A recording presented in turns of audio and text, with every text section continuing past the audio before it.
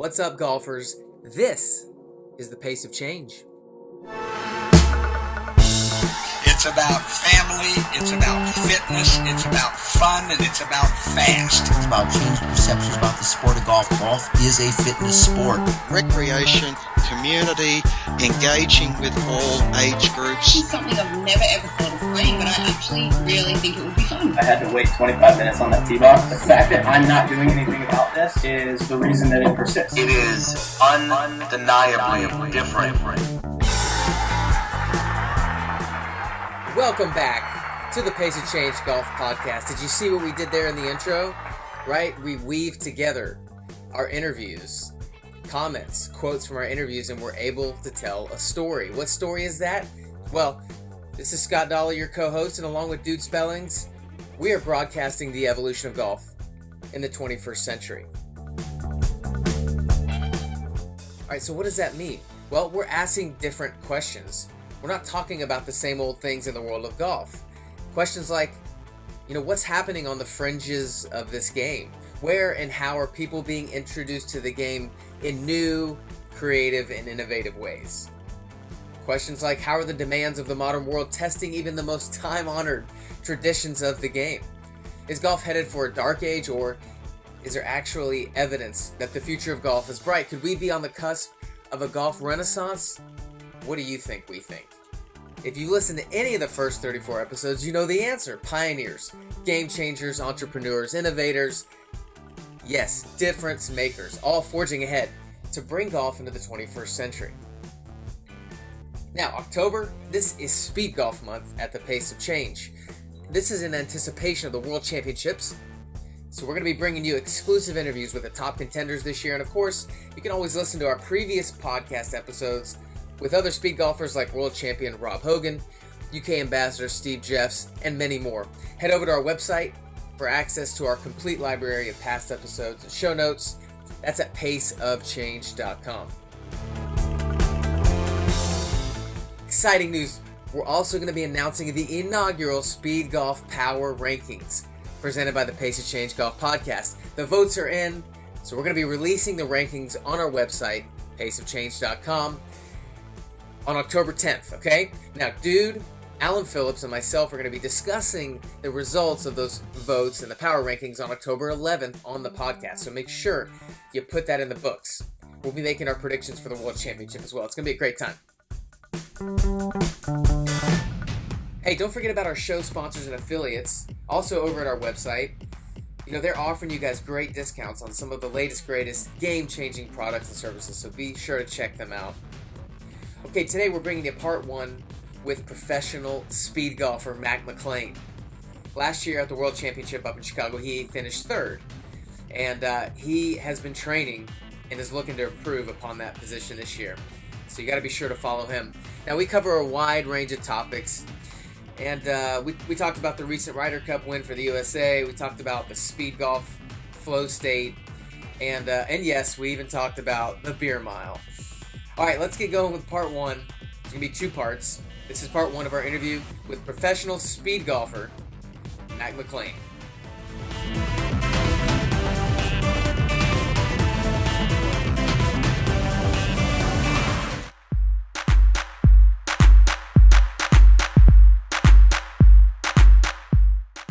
So, what have you been doing since New York?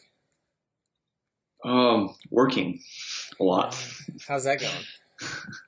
It's exhausting. Tell me again what you do. I'm a geotechnical engineer. Did you go to school for it? Yes. Undergrad and a master's degree in geotechnical engineering. Okay. And so, break that down. What is geotechnical engineering all about? So geotechnical engineering, it's kind of a combination of geology and civil engineering or structural engineering. We're kind of like the link to the ground, to the structure.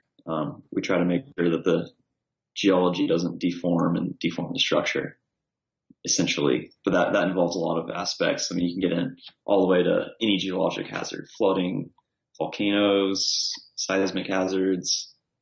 It's kind of all encompassed, but the majority of the work in geotechnical engineering, I would say, would be it's mostly construction dominated. Just as simple as preparing the ground to be built on or figuring out what has to be done. What got you into that? It's a good question. I really wanted to go to school in Colorado. I loved the mountains. I wanted to run here at altitude. And I had always heard Colorado School of Mines was a great school. We had a good cross-country coach here. So I was like, oh, I'll try that. And it's pretty much all engineering there. And I was like, oh, I can do engineering. I think that sounds good. I like math and science. Yeah. So I got into engineering. And then when I got there, I heard about landslides and debris flows. And that was really what got me into geotechnical engineering. Wow. The mass movements of the earth. Yeah. In Colorado, what are the major geotechnical forces that you're working against? For everyday life, everyday construction, really the main thing is soil movements, swelling soil. Yeah, because the ground freezes and then thaws and then freezes and then thaws every day. That actually the main thing is water, because clays can absorb water and exert swell pressure, so they swell and shrink when moisture changes. Oh. But yes, you're right about freeze thaw. That's also a thing. But I would say the main thing is just the shrinkage and swelling of soil, which damages so many structures you wouldn't believe it. That's amazing, man. Well, down here in Houston, we get this super humid, hot summers, so all the doors swell, and then it's hard to shut doors and foundations, and we get a lot of water down here too as well. So right, you have a high groundwater table. Yeah. So a lot of foundational issues as well. That's really cool. And then where were you born and raised? I was born in Oklahoma City and raised there. Mm-hmm. A lot of similarities to Houston. Yeah, that's 6.5 hours. That's about it, or maybe 7 hours. Yeah, a little bit colder and windier in the winter. Oh, golf is big in Oklahoma. Same as Texas. And I think that's kind of how I got into golf. I started playing with my dad and my grandpa. Mm-hmm. All the time. How good is your dad? Oh, he's used to be about a 10 handicapper. He's probably dropped a couple since. He's probably about 12 now. Yeah. Did you grow up playing with your granddad as well? Yeah. As soon as I could walk, they started taking me out on the golf course with them. They cut some clubs in half for me. Man, my oldest son is 7 now, and I don't know why, but I haven't gotten them out there on the golf course yet. I think, they enjoy it. Like, we go putt and little things like that, but I don't make it a regular routine. And maybe it's because I feel like it's something I enjoy doing, and I kind of go out. It's a way for me to put the kids down to bed and go hit some golf balls, or while they're off at school. It's my escape, kind of. Yeah. But I don't want them to miss out on the joy of the game and making solid contact. And do you remember that moment, or maybe you don't, but do you kind of have a first memory of golf that you cherish or that you relish or that you think about? I'd probably say it was making my first par. It's a par 3. I had to hit 2 3-woods, I think, or I think I had a cut down 4-wood. It was made of wood, old wooden 4-wood, Ben Hogan 4-wood, I think. Wow. Hammered 2 of them up by the pin and sunk a putt for par, and that was kind of my first golf memory. You're hooked, man. Yeah, that's it. Wow. And then did you? Other than that, my favorite thing was getting a hot dog after 9 holes, I think. That's a lot of my memory of golf as a kid. No, me too, man. You'd go out there with your dad. At first I would just go out and drive around in the cart, and then it was putting on the green, and then it was playing 9 holes, and then it was playing 18. But I always looked forward to after the round, we'd sit down in the clubhouse, everybody'd order food, and we'd sit down and have a meal together, and that kind of thing sticks with me as well. It's just the camaraderie. I'm a young kid around my dad and his older friends, and you just feel, your dad's invited you into kind of his circle. And, yeah. I'm really convicting myself right now. I need to get my kids out there with me. Yeah, definitely. It's never too late. So how did your golf journey progress from there? I think just my dad and I are both very competitive. So yeah. Did you end up competing though as a junior? I did, yes. Yeah. Yeah, pretty as young as you can get into competitions. I don't know, probably when I was like 8 or 9, I started playing in our local club championship, and then from there, as I was 10, I probably started playing in a few more tournaments in the area. And after that, I kept doing it more and more every summer. Did you play in the high school golf team? I did. And that was high school was my transition period from golf to running. To make give you a quick spiel on that. Like I entered as, golf was my main sport. That's what I wanted to do. I practiced, 24/7. That was all I thought about all the time. I was pretty small. I kind of grew a little bit later. I was skinny. I think that definitely made it more difficult for me to compete with the guys my age who are a lot bigger. And eventually, as much as I practiced, my ball striking just wasn't improving. Maybe I should have had a better instructor. I don't know. I didn't really get that many lessons. Yeah. Eventually, I kind of, I started running as well in high school. Mm-hmm. I said, hey, I have like the perfect frame for this. I'm gonna do this. At first, I was better at golf. I started out here at running, but pretty quickly they were starting to cross, and I was seeing myself improving as a runner. And I said, I'm just going to do that. And I tried to keep playing golf, but eventually running was just too much, and that I didn't go to golf practices. And they're kind of like, we don't want you to play on the team anymore. As a young kid, like what was it about running that you got into? Because a lot of people are like, running, that sounds so boring, and it sounds like it hurts my knees and my back. And you don't think about that as a kid, but what was it about running that, kind of changed your mind and altered the course of your life, really? I guess we had a few people at my small, grade school who were running. I think it was in sixth grade. You got cross country was a sport in sixth grade. And a few of us decided to do it because we were competitive, and we had our PE teacher was the coach, and for me it was the competitive nature. We just go out once or twice a week and run 2 miles as hard as we could, and something about that was really addicting. It was it's so competitive, and that's what got me into it. And at that point, when you're that little, running is such a tough sport and requires so much dedication. It's so hard to get a kid to go out and run 5-10 miles. That's not something I did until I was in high school. Yeah. So I was barely even running. Yeah. I look back and it was just, I wasn't getting any better at running by running once or twice a week. Yeah. You weren't in like full-fledged training mode as 13. No, not at all. Yeah. No, we were mostly playing basketball and baseball, golf, other sports took precedence. All right, so you get into high school, you're a freshman in high school, you're still like, golf is the way, but you are running now. I mean, was it in your freshman year that you decided to switch that focus, or did it happen later on in high school? No, it was later. It was probably towards the end of my sophomore year. That's kind of where they came even. Yeah, and you have to make a decision, because then you're thinking, hey, I'm going to go to college. I got to do something to get, if I want a scholarship, I need to focus on one thing. Right. I was very similar. I was playing football and basketball, but my brother was a high school quarterback. My dad was a high school quarterback. So I kind of, and I went to the same school as my brother, who's 4 years older than me. So when I was in 8th grade, he was a senior, and he broke the passing record the year he was there. So I kind of had this, family pressure to continue that forward. But I just loved golf so much. And so finally, after my sophomore year, I decided to put everything else aside and just go for golf. Yeah, and golf's such a great sport. That was my biggest regret of going all out into running was that I wasn't playing golf anymore. Yeah. I just love being out there on the golf course, because you have 18 completely different holes. You could play them a different way every time you play it. It never gets old. Did you guys do cross-country races on golf courses? That's super common. We didn't. No races were on golf courses in Oklahoma, but we trained regularly on a very nice country club, actually. Yeah. They actually let us run the perimeter. Because it was like 6 a.m. Yeah. The greenskeepers, they were fine with it because we run in the rough. Yeah, you weren't running. Yeah, really exactly. Fun. Yeah, that's cool. And so when did you start to target colleges and stuff like that? I mean, you said Colorado School of Mines. Was there any others in the running that you were thinking about? It's the only place I applied. I knew that's where I wanted to go, and I got accepted early. What were your grades like?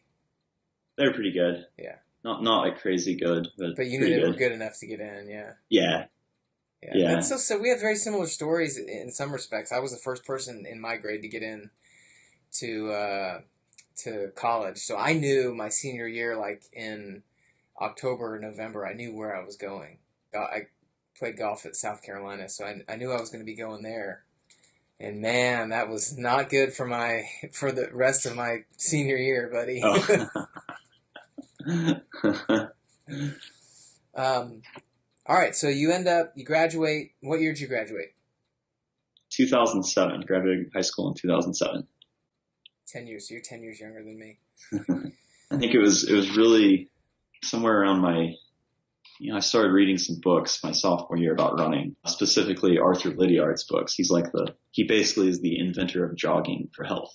Oh. He also is like the most important competitive track coach ever as far as distance running goes. He revolutionized the sport. He was influential in basically every coach since. Yeah. And that reading his books, I realized that with running, it was limitless. You could try all these different kinds of training. I really love training. Same as golf. I love practicing almost more than competitions. Yeah. And that's what got me into running. Just all the nuances of training. I loved it. Dude, I am the best golfer on the driving range. I am a Ryder Cup contender. I think one of my biggest problems when I was a kid is that I spent too much time on the driving range. I played a lot too. It's so much fun though, instead of hitting one ball every 5 minutes, you get to hit, you just go for it. Like my dad has a funny story about me. I think it was one of the first times he took me to a driving range. They have these gigantic buckets of balls sitting out there. There's got a couple hundred balls in there, and I guess he says I thought I was supposed to hit all of them. So I start just like machine gunning them all out, and my dad looks over and he's like, "You don't have to hit all those." But I want to. Oh man, that's awesome. Something with speed golf. I think I've learned that it's best to just go out there on the course and be in the moment. The driving, because almost anybody can get good on the driving range, but it's a whole different game out there on the course. Well, the transition from the range to the golf course certainly is easier when you're playing speed golf. In my mind, sure. in my opinion, because you don't have that all those mental issues that we all deal with when we play regular golf. You don't see literally every tree lining you don't see every water hazard. Did you watch the Ryder Cup this weekend? I watched some yesterday. I rarely watch golf on TV anymore, but for some reason I was like, I'm going to watch this week. Thursday was great, and I was like, okay, I'm going to watch tomorrow. Watched it all day yesterday. Absolutely fantastic. I went to the Ryder Cup in '99, which was an incredible experience at Brookline when Justin Leonard made that putt on 17 on Sunday. I don't know, you remember that one? I think that was when I was big into golf. So yeah, that was definitely watching that one. Yeah, I was right there greenside when that happened. Nice. And that was certainly, that was an amazing experience. But watching it on TV this weekend was almost as exciting. I mean, just to see these guys. But I couldn't help but think about speed golf and how under immense pressure these guys pull out 63s and 9 birdies and an eagle. And, not just one or two of them. I mean, they pretty much all were playing perfect golf. To get, to be one of the top in the world, their mental game is just so far ahead of everybody else. Everybody, there's thousands and thousands of guys in the world with a great swing, can hit every ball on the driving range perfect, but there's, it takes a different breed to do it on. Well, they are. They're able to. All the chips are out. They're able to use their mind to do what you just said with speed golf, which is you just kind of block everything out. You get into the moment. You get into that flow state. For us, we have to go run around and challenge ourselves in that way to get in the flow state. For them, they've trained for their whole life to be able to do that in a traditional golf setting. But certainly, I felt the similarities between what they're going through and how the pressure makes them perform their best, and how speed golf for us does the same thing. It forces us and it allows us to play our best. Whereas if we were playing slower, our head would get in the way, we'd start doubting, we'd slow down, and things wouldn't go well. So, all right, so you're in college, and what kind of distances were you running? I'm sure when you're training, you kind of liked everything at the beginning, then you kind of had to choose your lane. So what distances attracted you, and then what did you end up landing on?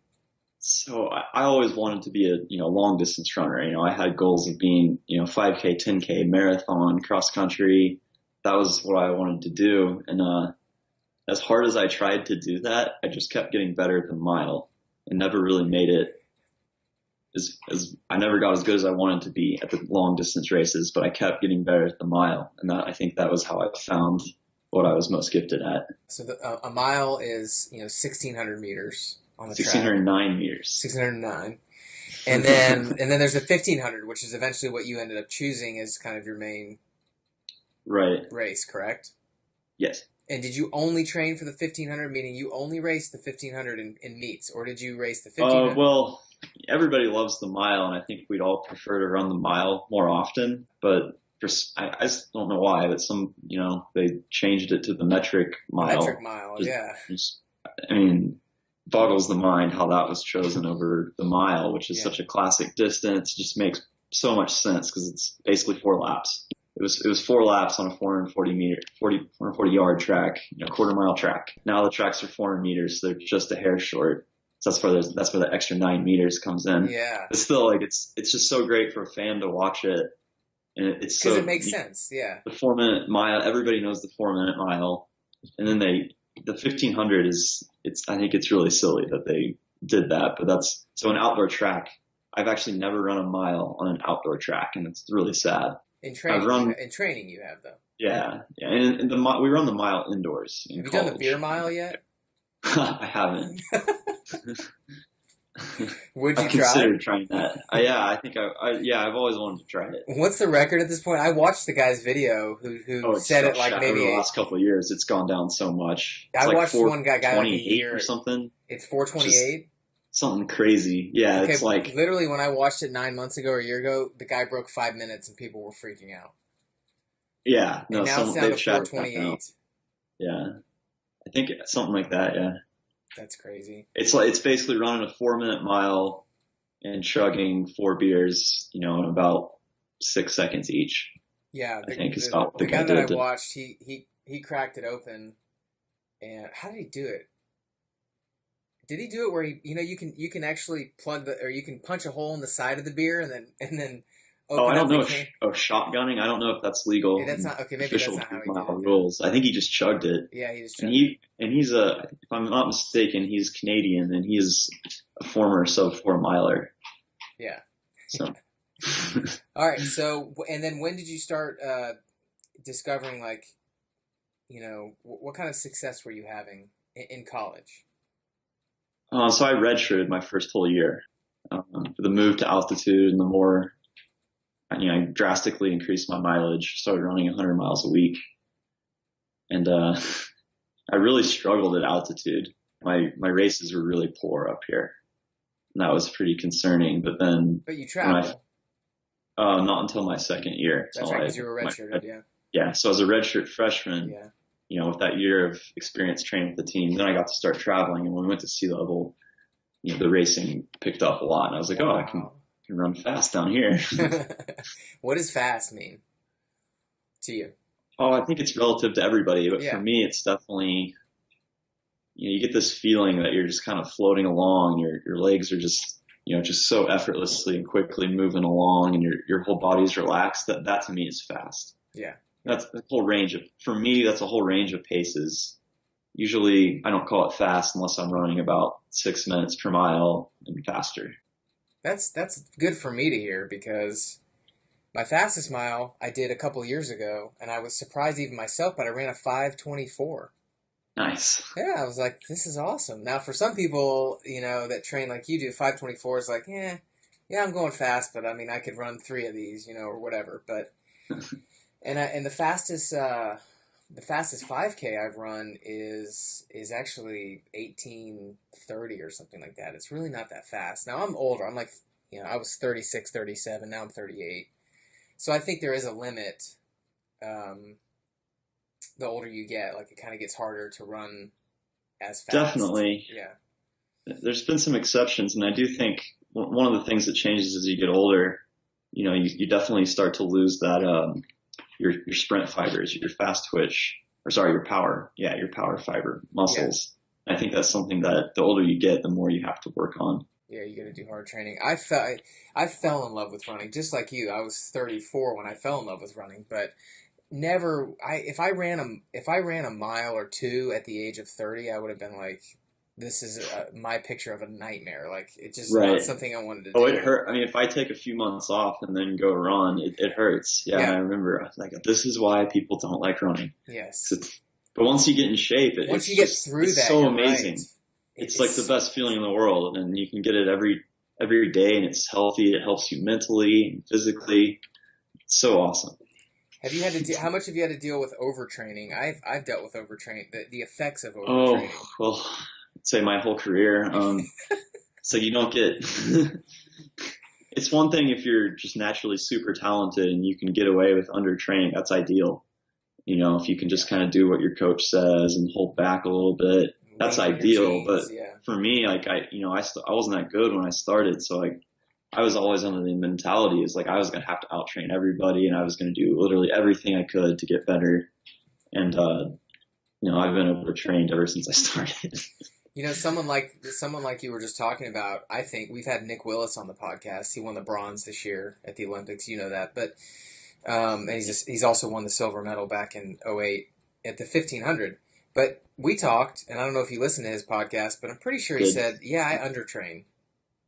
I don't train as much as I could, but I just trust that, you know." And that's what's led to such incredible longevity of his career. He's 33 this year. Is that correct? Yeah, I think so. Yeah. He's 33, and he's 34. Just got third at the Olympics.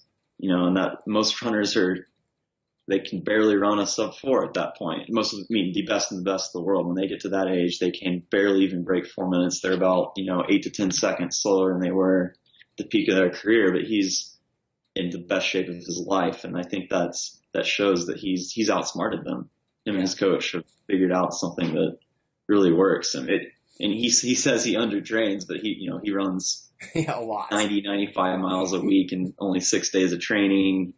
I've seen his workout videos. He trains, but that's where, like, in the workout, like, he does, rather than just killing himself in a session, he's smart about it.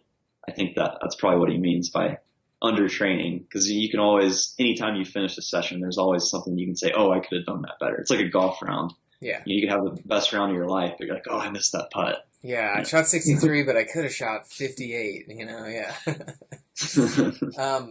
Where was the peak of your, so far, what has been the peak of your running career? Let's see, peak of my running career, it's, probably, you always look at your fastest race, and my fastest 1,500 meters was a 3:39. That's holy. So that's an extra, if you have to, so another 100 meters is 20 seconds or so, right?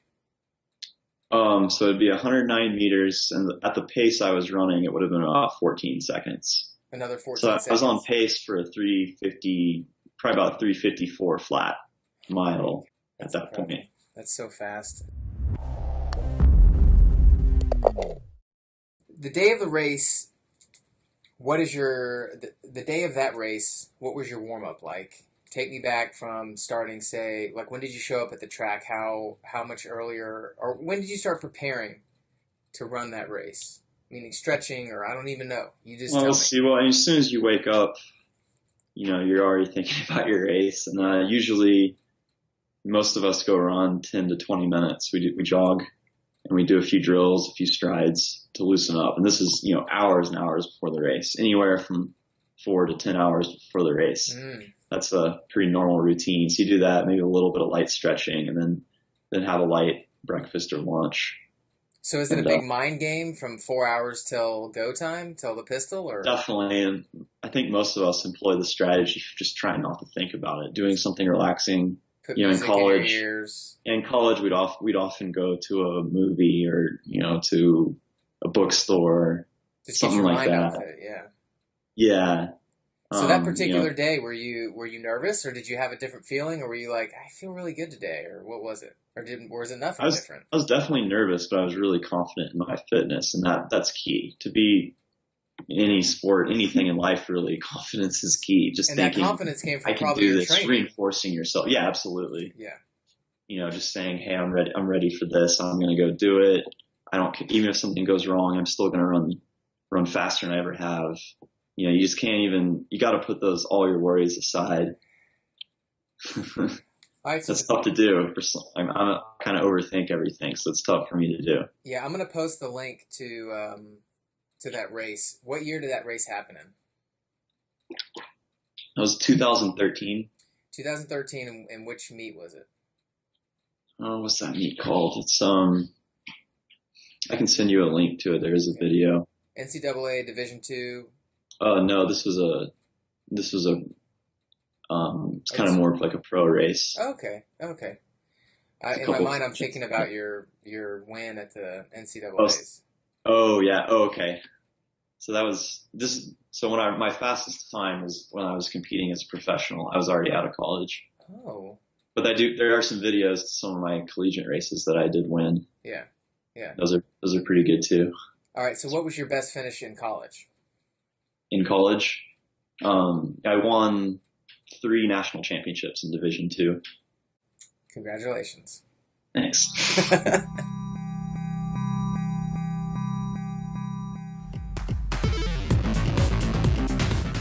All right, guys. Episode 35 in the books with Mack McLain, professional speed golfer, super fast athlete, and a really cool guy. Now, like the last 2 weeks, we're going to have another part 2 here coming up in the next couple of days. So be ready for that. We'll get it out as quick as we can. Also remember, we are releasing the 2016 Speed Golf Power Rankings. They're going to be out on our website on October 10th. This is a vote taken. It is a subjective vote. It's not an official world golf ranking, calculated ranking. But it is something that we want to release. It's something that we want to start the discussion on, especially with our sports marquee event coming up here in just a couple of weeks, the Speed Golf World Championships up in Chicago. So be ready for that. Tune in again in the next couple of days. We'll have part 2 with Mack McLain, professional speed golfer, posted, ready to go. Hope you enjoyed today. Mack McLain will be up there. He's a contender. You guys need to watch out for him. Wait till you see what his ranking is. All right, until next time, pick up the pace. Play from your heart.